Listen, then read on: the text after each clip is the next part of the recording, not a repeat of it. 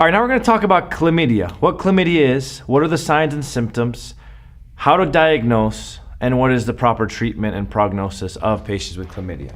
So chlamydia is an example of a sexually transmitted infection. So sexually transmitted infections can usually be divided off of separate pathogens.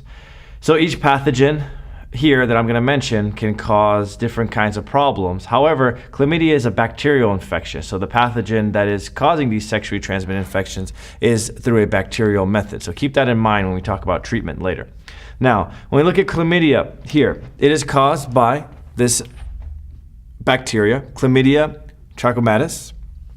And so we said it's a bacteria. And so a lot of these patients that exhibit this problem exhibit signs and symptoms. So let's talk about signs and symptoms of this patient. So this patient comes in complaining about certain kinds of problems urinating, so pain during urination. A lot of these patients that actually even have chlamydia are symptomatic at first. But however, they complain about pain during urination, so dysuria. Other factors, for example, that can cause vaginal or urethral discharge. So what's really important is you have this discharge that comes out of these patients that's indicating of excessive redness, and is another reason, another diagnostic tool to confirm any kind of sexually transmitted infection. These patients exhibit also other kinds of pain, any kind of burning. So burning during urination as well. So this pain / burning during urination that takes place. And again, when we look at majority of these are the main causes of the sexually transmitted infection of chlamydia. Now, diagnostic procedures that patients use to confirm chlamydia are twofold.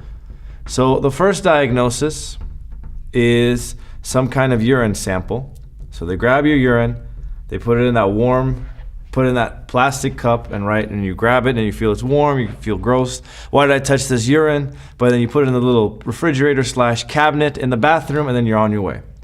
So they grab your urine sample and they measure a lot of different kinds of parameters of your urine. Usually they're looking for certain particulates that is only released via certain bacteria.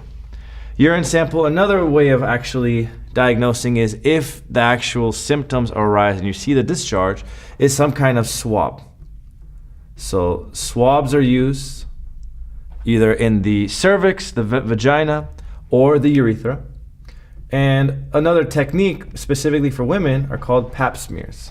So pap smears are these little swabs that are used to grab a sample, stain them for histology to confirm diagnosis. And so finally, the treatment for chlamydia are what? What do you think people with chlamydia are treated with? So think basics. What is chlamydia? Chlamydia is a bacteria, so most treatments are antibiotics. So two types of antibiotics that are used is azithromycin. So again, another form of antibiotic. These are all taken orally. And also, the final is usually recommended is doxycycline. So let's do it here. So doxycycline, another form of oral antibiotics given for patients. So these patients here, how do you prevent chlamydia from ever happening again, right? You realize this is a terrible experience. I never want to experience it ever again. And so the best way is contraceptives. So contraceptives are used to help treat patients with chlamydia. So what kind of contraceptives? Condoms. So condoms are the best thing to use to prevent this infection to ever be taking place ever again. So it's very simple.